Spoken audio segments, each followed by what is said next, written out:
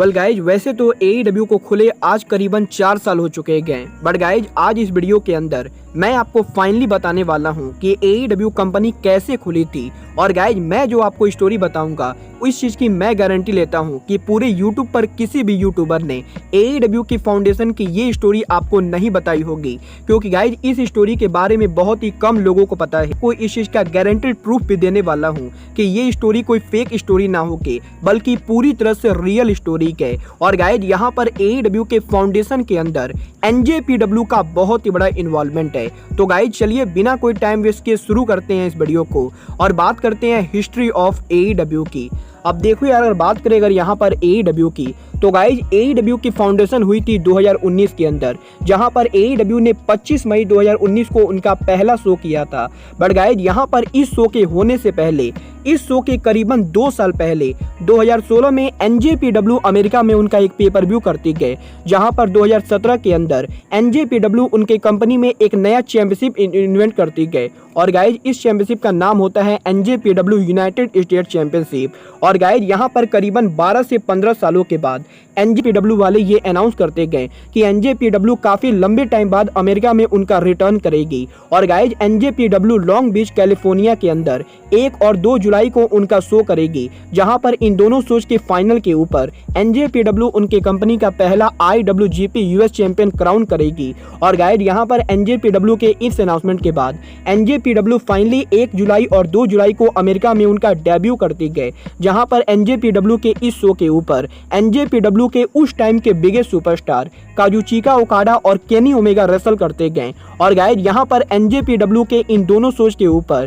Kenny Omega finally NJPW के काफी सारे रेसलर्स को बीट करके NJPW के पहले IWGP US चैंपियन बनते गए। और गाइज यहाँ पर NJPW के अमेरिका में उस शो के ऊपर उस समय bullet club member Young Bucks, Cody Rhodes, Hangman Page, Marty Scurll और केनी ओमेगा ये सभी अपीयर होते गए। और गाइज यहाँ पर इंटरेस्टिंग बात तो ये है कि NJPW के इस शो पर Kenny Omega, Cody Rhodes, Marty school, young बस और हैंगमैन पेज के अलावा एक और आदमी मौजूद होता है। और गाइज ये आदमी और कोई नहीं बल्कि AEW के प्रेसिडेंट टोनी खान होते गए। अब बात करें अगर यहाँ पर टोनी खान की, तो गाइज यहाँ पर मैं आपको बता दूं, टोनी खान शुरू से ही रेसलिंग के बहुत ही बड़े फैन रह चुके गए। और गाइज ये बात टोनी खान ने खुद कही गए कि उनके बचपन से ही उन्होंने WWF और WCW को फॉलो किया है। और गाइज वो रेसलिंग कंपनीज को काफी ज्यादा पसंद करते गए। और गाइज यहाँ पर टोनी खान ने बताया था कि टोनी खान जापानीज रेसलिंग के बहुत ही बड़े फैन है। बट गाइज टोनी खान को पर्सनली कभी भी NJPW का शो देखने को नहीं मिला था, क्योंकि गाइज यहाँ पर NJPW जापान में उनके शो को करती गए। बट गाइज यहाँ पर 2017 के अंदर जब NJPW पहली बार अमेरिका में उनके शो को करते गए, तो गाइज टोनी खान NJPW के इस शो के टिकट को खरीद के NJPW के इस शो को देखने के लिए क्राउड में फ्रंट रो में बैठे होते गए। और गाइज जैसा कि आप इस पिक्चर में देख सकते हो, इस पिक्चर में टोनी खान ने बुलेट क्लब के मर्चेंडाइज को पहना है। और गाइज यहाँ पर NJPW के इस शो के ऊपर जब bullet club member Kenny Omega NJPW के IWGP US चैंपियन बनते गए, तो गाइज टोनी खान इस शो के ऊपर मौजूद रहते गए।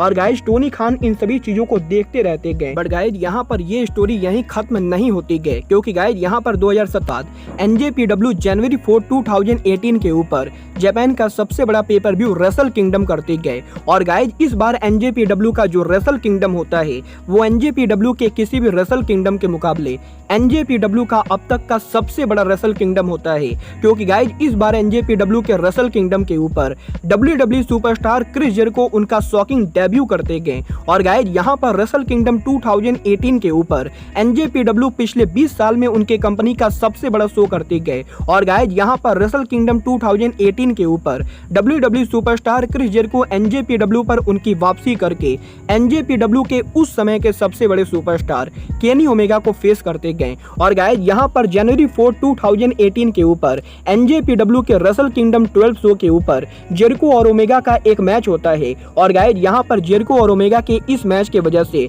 NJPW का इंटरनेशनल लेवल पूरी तरीके से ब्लास्ट हो जाता है, क्योंकि गाइज यहाँ पर जेरिको और ओमेगा के इस मैच की वजह से NJPW टोक्यो डोम में अब तक की सबसे हाई अटेंडेंस करती गए। और गाइज इसके अलावा जेरिको और ओमेगा के इस मैच की वजह से NJPW के अमेरिका में फैन बेस में बहुत ही ज्यादा बढ़ोतरी होती गई। जेरिको और ओमेगा के सिर्फ एक मैच की वजह से NJPW के स्ट्रीमिंग सर्विस NJPW वॉट पर करीबन 1 लाख नए सब्सक्राइबर नजर आते गए। और गाइज यहाँ पर सिर्फ एक मैच की वजह से NJPW करीबन 5 से 10 मिलियन डॉलर का रेवेन्यू करते गए। और गाइज यहाँ पर NJPW में इस बड़े मैच की वजह से NJPW को जो सक्सेस मिलती गए, उस सक्सेस को देखकर टोनी खान काफी ज्यादा इंप्रेस होते गए। और गाइज यहाँ पर टोनी खान के इस मैच को देखने के बाद टोनी खान ने उनका मन बना लिया था कि टोनी खान भी अब उनकी रेसलिंग कंपनी को खोलेंगे। और गाइज इसीलिए जेरिको और ओमेगा के इस मैच के बाद Tony Khan finally Chris Jericho को कांटेक्ट करते गए। और गाइज रेसल किंगडम 18 पर क्रिस जेरिको और कोनी ओमेगा के 5 स्टार मैच के बाद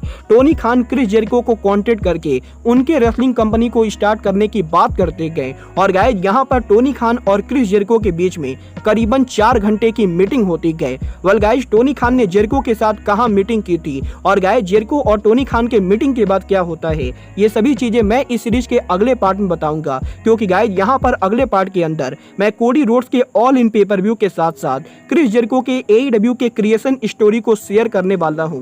तो गाइज अगर आपको जानना है कि AEW कंपनी खोलने के अंदर क्रिस जेरिको कोडी रोड्स का क्या हाथ है, तो गाइज आप इस सीरीज के अगले वीडियो को जरूर देखना। बट गाइज अब आज के इस वीडियो में बस इतना ही। मैं मिलता हूं आपसे अपने अगले। बट गाइज तब तक के लिए goodbye, good night and bang.